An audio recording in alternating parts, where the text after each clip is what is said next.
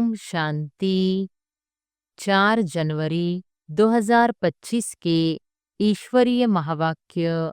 पहले एक नज़र मुरली के मुख्य पॉइंट पर। बाबा ने कहा, सुख शांति संपत्ति भारत में ही थी। वह वर्षा था बाप का, और दुख शांति कंगालपना यह वर्षा है रावण का। वर्ल्ड तो है ही, सिर्फ नई दुनिया और पुरानी दुनिया कहा जाता है। यह भी मनुष्यों को पता नहीं, न्यू वर्ल्ड से ओल्ड वर्ल्ड होने में कितना समय लगता है। कलयुग के बाद सतयुग जरूर आना है, इसलिए कलयुग और सतयुग के संगम पर बाप को आना पड़ता है। बाबा आकर राजयोग सिखलाते हैं। जो राजयोग सीखते हैं वह नई दुनिया में चले जाएंगे। और फिर बाबा ने कहा, वर्ल्ड का मालिक ही वर्ल्ड की हिस्ट्री ज्योग्राफी समझा सकते हैं। वह नॉलेजफुल पुनर्जन्म रहित है। यह नॉलेज किसकी बुद्धि में नहीं है।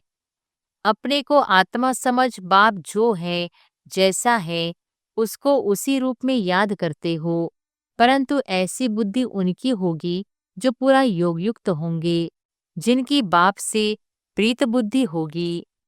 श्रीमत कहती है, माँ कम याद करो तो तुम्हारी जो पतित बुद्धि है वह पावन बन जाएगी। नॉलेज धारण करना कोई मुश्किल नहीं है, बहुत ही अच्छा समझते हैं, परंतु योग बल कम है, देही अभिमानीपना बहुत कम है। और फिर लास्ट में बाबा ने कहा, शिव बाबा की जयंती सारी दुनिया में मनानी चाहिए। शिव बाबा सबको दुख से लिबरेट कर गाइड बन ले जाते हैं। इन मुसलों और नेचुरल कैलेमिटीज से पुरानी दुनिया का विनाश हुआ था, सो अभी भी होगा। जितना याद में रहेंगे उतना सुख बढ़ता जाएगा। छी छी देह से नष्टो मोह होते जाएंगे। मीठे बच्चे, ट्रस्टी बनकर रहो तो ममत्व मिट जाए, परंतु ट्रस्टी बनना मासी का घर नहीं है। माया के तूफान तो आएंगे।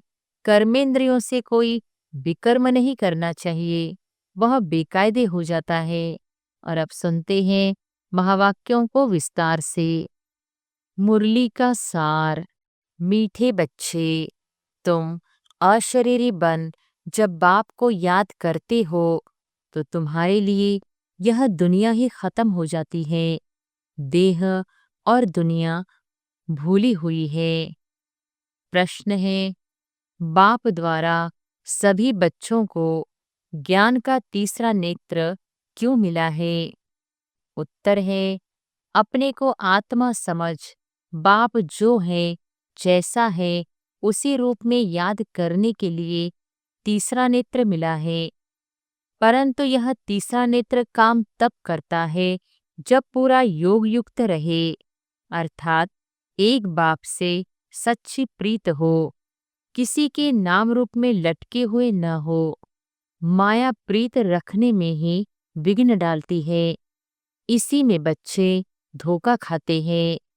गीत है, मरना तेरी गली में, जीना तेरी गली में। ओम शांति। सिवाय तुम ब्राह्मण बच्चों के इस गीत का अर्थ कोई समझ न सके। जैसे वेद शास्त्र आदि बनाए हैं, परंतु जो कुछ पढ़ते हैं उसका अर्थ नहीं समझ सकते। इसलिए बाप कहते हैं, मैं ब्रह्मा मुख द्वारा सब वेदों शास्त्रों का सार समझाता हूँ। वैसे ही इन गीतों का अर्थ भी कोई समझ नहीं सकते, बाप ही इनका अर्थ बताते हैं। आत्मा जब शरीर से न्यारी हो जाती है तो दुनिया से सारा संबंध टूट जाता है। गीत भी कहता है, अपने को आत्मा समझ अशरीरी बन बाप को याद करो तो यह दुनिया खत्म हो जाती है। यह शरीर इस पृथ्वी पर है, आत्मा इनसे निकल जाती है तो फिर उस समय उनके लिए मनुष्य सृष्टि है नहीं। आत्मा नंगी बन जाती है।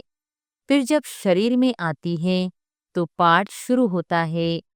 फिर एक शरीर छोड़ दूसरे में जाकर प्रवेश करती है।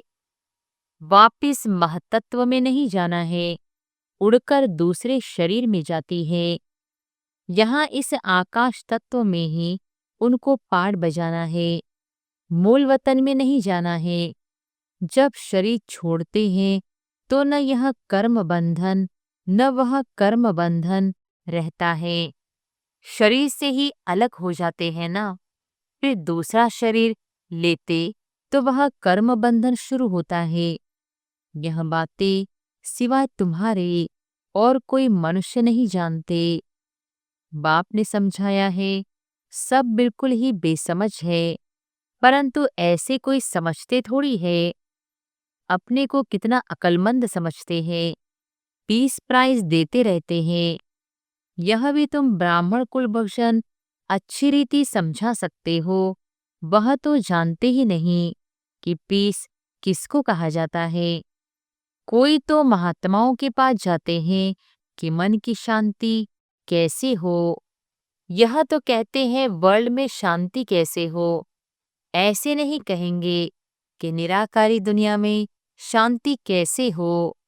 वह तो है ही शांति धाम। हम आत्माएं शांति धाम में रहती हैं, परंतु यह तो मन की शांति कहते हैं। वह जानते नहीं कि शांति कैसे मिलेगी। शांति धाम तो अपना घर है, यहाँ शांति कैसे मिल सकती। हाँ, सतयुग में सुख शांति संपत्ति सब है, जिसकी स्थापना बाप करते। यहाँ तो कितनी अशांति है।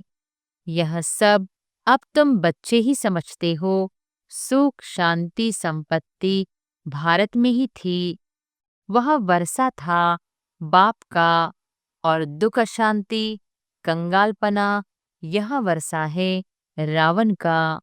यह सब बातें बेहद का बाप बैठ बच्चों को समझाते हैं। बाप परम धाम में रहने वाला नॉलेजफुल है, जो सुखधाम का हमको वर्षा देते हैं। वह हम आत्माओं को समझा रहे हैं। यह तो जानते हो, नॉलेज होती है आत्मा में, उनको ही ज्ञान का सागर कहा जाता है। वह ज्ञान का सागर इस शरीर द्वारा वर्ल्ड की हिस्ट्री ज्योग्राफी समझाते हैं। वर्ल्ड की आयु तो होनी चाहिए ना। वर्ल्ड तो है ही, सिर्फ नई दुनिया और पुरानी दुनिया कहा जाता है। यह भी मनुष्यों को पता नहीं। न्यू वर्ल्ड से ओल्ड वर्ल्ड होने में कितना समय लगता है। तुम बच्चे जानते हो, कलयुग के बाद सतयुग जरूर आना है। इसलिए कलयुग और सतयुग के संगम पर बाप को आना पड़ता है। यह भी तुम जानते हो, परमपिता परमात्मा ब्रह्मा द्वारा नई दुनिया की स्थापना शंकर द्वारा विनाश कराते हैं। त्रिमूर्ति का अर्थ ही यह है, स्थापना, विनाश, पालना। यह तो कॉमन बात है, परंतु यह बातें तुम बच्चे भूल जाते हो। नहीं तो तुमको खुशी बहुत रहे, निरंतर याद रहनी चाहिए। बाबा हमको अब नई दुनिया के लिए लायक बना रहे हैं। तुम भारतवासी ही लायक बनते हो और कोई नहीं। हाँ, जो और धर्मों में कन्वर्ट हो गए हैं वह आ सकते हैं, फिर इसमें कन्वर्ट हो जाएंगे जैसे उसमें हुए थे। यह सारी नॉलेज तुम्हारी बुद्धि में है, मनुष्यों को समझाना है। यह पुरानी दुनिया अब बदलती है। महाभारत लड़ाई भी जरूर लगनी है। इस समय ही बाबा आकर राजयोग सिखलाते हैं। जो राजयोग सीखते हैं वह नई दुनिया में चले जाएंगे। तुम सबको समझा सकते हो कि ऊंचते ऊंच हैं भगवान, फिर ब्रह्मा विष्णु शंकर, फिर आओ यहाँ। मुख्य है जगदम्बा जगत पिता।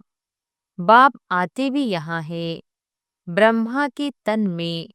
प्रजापिता ब्रह्मा तो यहाँ है ना। ब्रह्मा द्वारा स्थापना सूक्ष्म वतन में तो नहीं होगी ना, यहाँ ही होती है। यह व्यक्त से अव्यक्त बन जाते हैं। यह राजयोग सीख फिर विष्णु के दो रूप बनते हैं। वर्ल्ड की हिस्ट्री ज्योग्राफी समझनी चाहिए ना। मनुष्य ही समझेंगे। वर्ल्ड का मालिक ही वर्ल्ड की हिस्ट्री ज्योग्राफी समझा सकते हैं। वह नॉलेजफुल पुनर्जन्म रहित है। यह नॉलेज किसकी बुद्धि में नहीं है। परखने की भी बुद्धि चाहिए ना।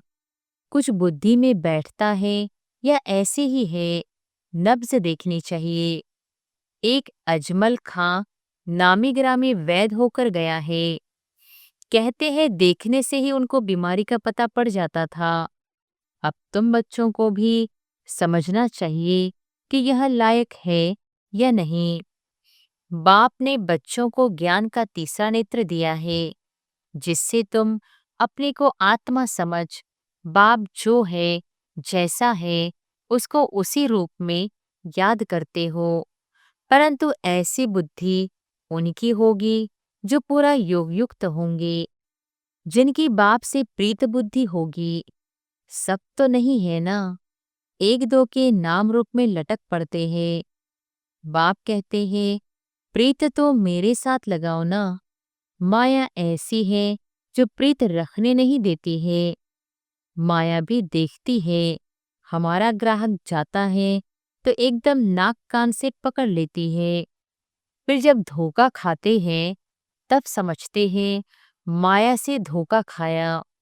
माया जीत जगत जीत बन नहीं सकेंगे। ऊंच पद पा नहीं सकेंगे। इसमें ही मेहनत है। श्रीमत कहती है मामेकम याद करो तो तुम्हारी जो पतित बुद्धि है वह पावन बन जाएगी। परंतु कईयों को बड़ा मुश्किल लगता है। इसमें सब्जेक्ट एक ही है, अलफ और बे।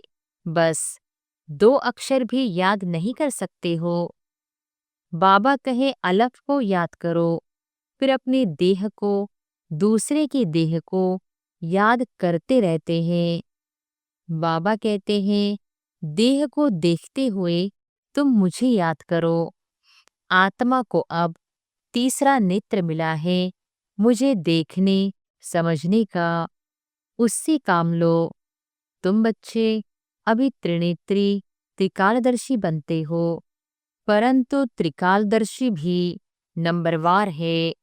नॉलेज धारण करना कोई मुश्किल नहीं है, बहुत ही अच्छा समझते हैं, परंतु योग बल कम है।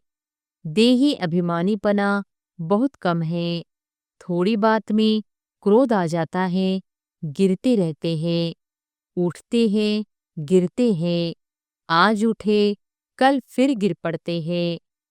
देह अभिमान मुख्य है। फिर और विकार लोभ मोह आदि में फंस पड़ते हैं। देह में भी मोह रहता है ना। माताओं में मोह जास्ती होता है। अब बाप उससे छुड़ाते हैं। तुमको बेहद का बाप मिला है, फिर मोह क्यों रखते हो। उस समय शक्ल बातचीत ही बंदर मिसल हो जाती है। बाप कहते हैं नष्टो मोहा बन जाओ, निरंतर मुझे याद करो। पापों का बोझा सिर पर बहुत है, वह कैसे उतरे। परंतु माया ऐसी है, याद करने नहीं देगी। भले कितना भी माथा मारो, घड़ी घड़ी बुद्धि को उड़ा देती है। कितनी कोशिश करते हैं हम मोस्ट बिलवेड बाबा की ही महिमा करते रहे। बाबा बस आपके पास आए कि आए, परंतु फिर भूल जाते हैं। बुद्धि और तरफ चली जाती है। यह नंबर 1 में जाने वाला भी पुरुषार्थी है ना। बच्चों की बुद्धि में यह याद रहना चाहिए कि हम गॉड फादरली स्टूडेंट हैं। गीता में भी है भगवान वॉच, मैं तुमको राजाओं का राजा बनाता हूँ। सिर्फ शिव के बदले श्री कृष्ण का नाम डाल दिया है। वास्तव में शिव बाबा की जयंती सारी दुनिया में मनानी चाहिए। शिव बाबा सबको दुख से लिबरेट कर गाइड बन ले जाते हैं। यह तो सब मानते हैं कि वह लिबरेटर, गाइड है, सबका पतित पावन बाप है, सबको शांतिधाम सुखधाम में ले जाने वाला है। तो उनकी जयंती क्यों नहीं मनाते हैं? भारतवासी ही नहीं मानते हैं, इसलिए ही भारत की यह बुरी गति हुई है। मौत भी बुरी गति से होता है। वह तो बॉम्ब्स ऐसे बनाते हैं, गैस निकला और खलास, जैसे क्लोरोफॉर्म लग जाता है। यह भी उन्हों को बनाने ही है। बंद होना इम्पॉसिबल है। जो कलप पहले हुआ था सो अब रिपीट होगा। इन मुसलों और नेचुरल कैलेमिटीज से पुरानी दुनिया का विनाश हुआ था सो अभी भी होगा। विनाश का समय जब होगा तो ड्रामा प्लान अनुसार एक्ट में आ ही जाएंगे। ड्रामा विनाश जरूर कराएगा। रक्त की नदियां यहाँ बहेंगी। सिविल वार में एक दो को मार डालते हैं ना। तुम्हारे में भी थोड़ी जानते हैं कि यह दुनिया बदल रही है। अब हम जाते हैं सुखधाम। तो सदैव ज्ञान के अतीन्द्रिय सुख में रहना चाहिए। जितना याद में रहेंगे उतना सुख बढ़ता जाएगा।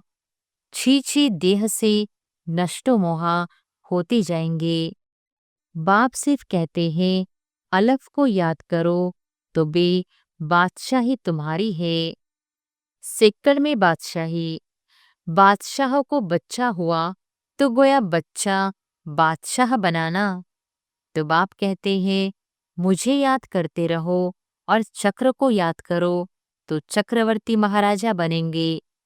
इसलिए गाया जाता है सेकंड में जीवन मुक्ति, सेकंड में बेगर टू प्रिंस। कितना अच्छा है।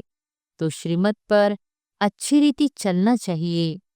कदम कदम पर राय लेनी होती है। बाप समझाते हैं मीठे बच्चे ट्रस्टी बनकर रहो तो ममत्व मिट जाए। परंतु ट्रस्टी बनना मासी का घर नहीं है। यह खुद ट्रस्टी बने हैं। बच्चों को भी ट्रस्टी बनाते हैं।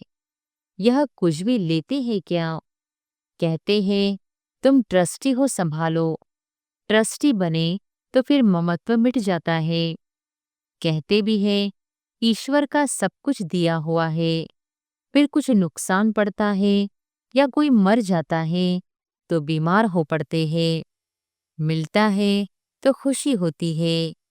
जबकि कहते हो ईश्वर का दिया हुआ है तो फिर मरने पर रोने की क्या दरकार है। परंतु माया कम नहीं है।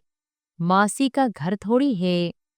इस समय बाप कहते हैं तुमने हमको बुलाया है कि इस पतित दुनिया में हम नहीं रहना चाहते हैं। हमको पावन दुनिया में ले चलो, साथ ले चलो। परंतु इसका अर्थ भी समझते नहीं। पतित पावन आएगा तो जरूर शरीर खत्म होंगे ना, तब तो आत्माओं को ले जाएंगे। तो ऐसे बाप के साथ प्रीत बुद्धि होनी चाहिए।